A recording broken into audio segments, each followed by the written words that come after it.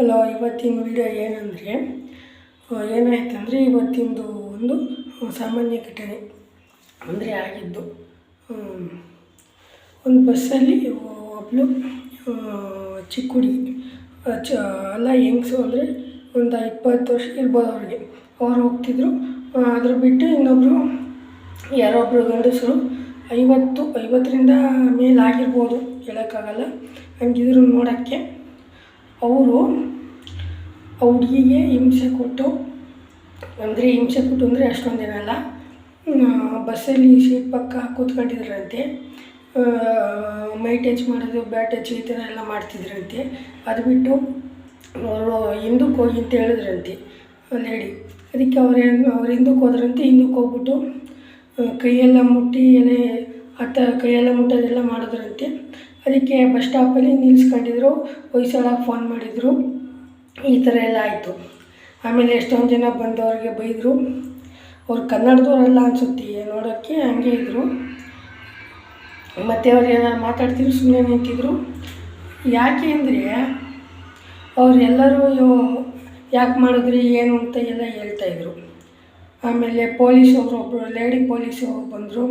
ಅವರು ಒಂದೆರಡು ಹೊಡೆದು ಎಲ್ಲ ಮಾಡಿದ್ರು. ಇವೆಲ್ಲ ಯಾಕೆ ಬೇಕು?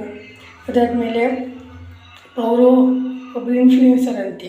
ಅದಕ್ಕೆ ಪೊಲೀಸ್ ಸ್ಟೇಷನ್ಗೆ ಹೋಗ್ತೀನಿ, ಎಲ್ಲ ಮಾಡ್ತೀನಿ, ಪೊಲೀಸ್ ಸ್ಟೇಷನ್ಗೆ ಹೋಗ್ತೀನಿ ಅಂತ ಕೂತಿದ್ರು. ಇಂಥವೆಲ್ಲ ಯಾಕೆ ಬೇಕು ನಮಗೆ?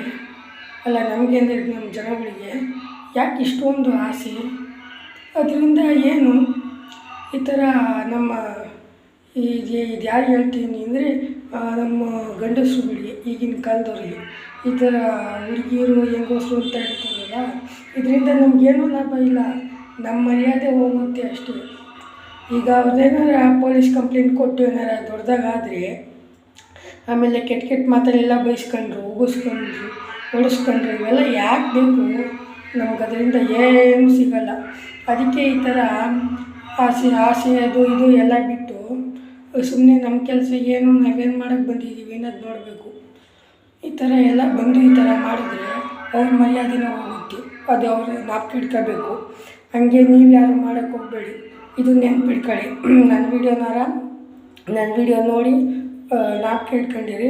ಈ ಥರ ನೀವು ಯಾರು ಮಾಡಬೇಡಿ. ಅದು ಗರ್ಲ್ಸ್ಗೆ ಏನಂದರೆ ಈ ಥರ ಮಾಡ್ಬೋದು ಗಂಡಸರೆಲ್ಲ.